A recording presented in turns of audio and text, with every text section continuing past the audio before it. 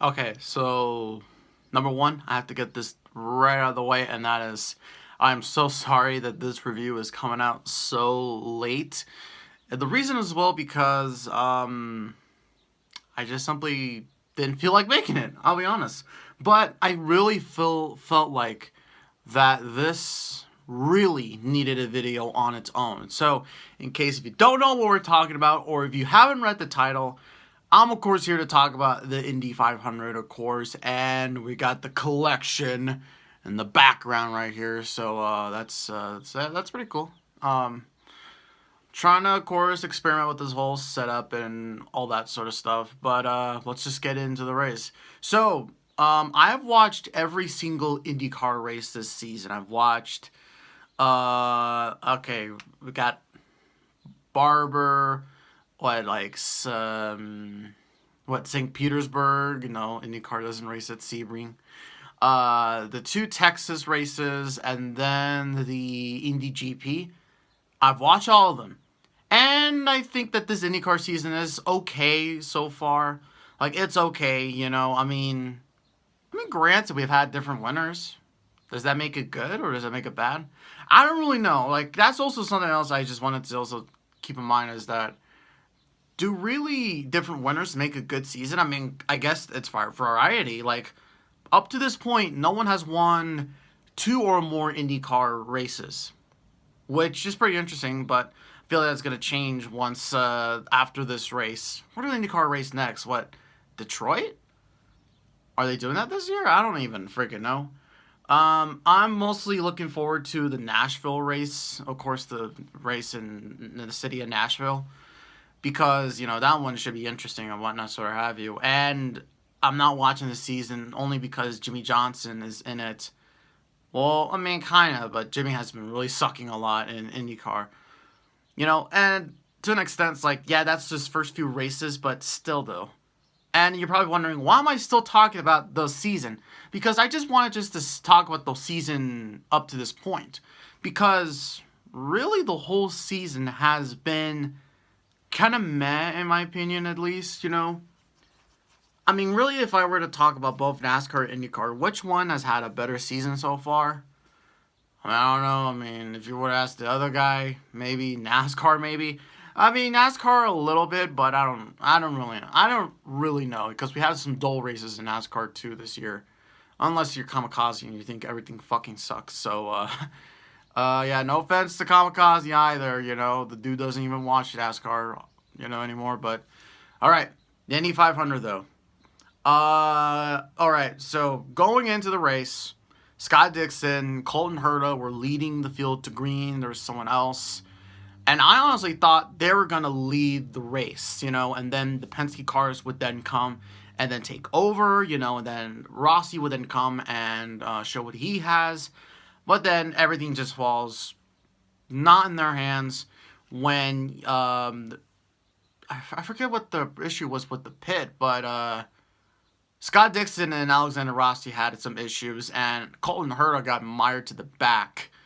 Yeah, that's something that happened. And I pretty much thought that in the middle of the race, practically, Connor Daly in the 47 Air Force car basically took over the race lead. I'm like, holy shit, is Connor Daly gonna, take over this race? But he got mired a little bit back. I think he wasn't really in contention really anymore when he got that damage. When he hit Graham Rahal's, tire, which, goddamn, that was a pretty big hit by Graham Rahal on the tire. I was really concerned with the tire, to be quite honest with you, because it really didn't look all that bad of a hit. Because he wasn't up to full speed at that point, but I don't know. I'm probably saying some shit that probably maybe offends some IndyCar fans, which I'm not trying to. I'm not trying to say he's Superman or anything, but I thought, he was at least safe, but I don't know. You're never safe in a race car, let's be honest here. So, and yeah, pretty much the whole race was controlled by Castro Neves, Palou, and Pato O'Ward. And Pato O'Ward and Alex Palou have won before in this season. So it's like, holy crap. Which one of them do I want in the Indy 500? I mainly wanted Castroneves to win, of course, because, you know, he's trying for his fourth and all that, you know, sort of stuff. But, I mean, if Castroneves doesn't win, it's safe to say that he definitely really deserves to be back in the series full-time with the Meyershank racing and stuff like that. And I really want to see Castroneves back in the series. I really like that guy, though, but, I mean... And there weren't all that many cautions either. There were only 2 cautions throughout the whole race. And, just Jesus, the race also went by fast. It went by so fast that, Jesus, like that was pretty incredible, you know? What was it, like 2 hours? Because usually Indy 500 would last 3 hours. Hell, I don't know, because freaking IndyCar or nobody uploads the races no more. The full races on YouTube. Which, by the way, that also sucks, you know? I mean, one thing I could say about IndyCar, though, is that it's really enjoyable to rewatch all the practices and stuff on YouTube and stuff. And watching all the full races. I was doing that with the 2017 season. Since that was really the year where I started watching IndyCar full-time. But, damn. Yeah, though, that was, yeah, what an amazing win by Castroneves. Basically, he saved his stuff towards the end, and it pulled off for him, you know, so that was incredible. And I don't even think he led the most laps. I think Connor Daly led the most laps, though, but, wow, though, my guys, but, Castroneves just winning his 4th Indy 500. That was incredible to see. And granted, I've never actually seen Castroneves win, I don't think. No, at least not live. Like in a live event. Like, yeah, I never, of course, seen him win an Indy 500. I was alive when he won his first 2, or when he won his previous 2 Indy 500s, which was 09 and like 02, maybe? I could be wrong about that, or maybe I've only lived in one point in time where he did win one. But, yeah. But what I find extremely funny was that he was let go by good old Roger Penske, you know, for Scott McLaughlin, which, no offense to Scott McLaughlin, but, I mean, Jesus, this old guy beat out all the new blood. Wow. Roger, I sent a meme to our little chat with Cahill, Rowdy, and Orca. You know, yeah, that's rough. But I gotta admit, though, but I really gotta say that out of all the drivers, they did one out to congratulate him. A lot of them, at least, did, so that was cool to see. And, I mean, I have nothing negative to say about the race.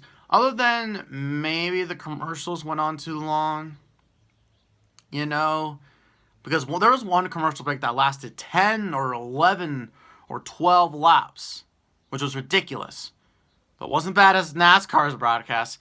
And then there was also, what else? There was also a long period where there was a caution, but I can't really fault the racing officials that because the track was probably messed up. I think it was on the pit. I think pit road was messed up, maybe? I don't know. But yeah, there you go, guys. It's been a fat minute since I've done a full IndyCar review. You know, and I think I'll just do this from now on for the Indy 500. If you're expecting for a NASCAR race review on the Coke 600, you're probably going to get a shorter one because there's not much to talk about in the race. But I do have to congrats to Kyle Larson, though. And also, speaking of which, I will do a full race review when NASCAR goes to Sonoma. And unfortunately, I'm not going to Sonoma. I'm really wanting to go to Vegas. To the Cup race in Vegas later this year. Hopefully that can happen. Hopefully I can go to a Cup race this year. But if I don't, then, well, the year officially sucks. But, yeah.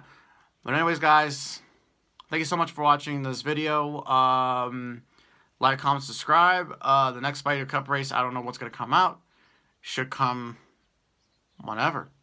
So, yeah, thank you guys for watching, and we'll see you next time.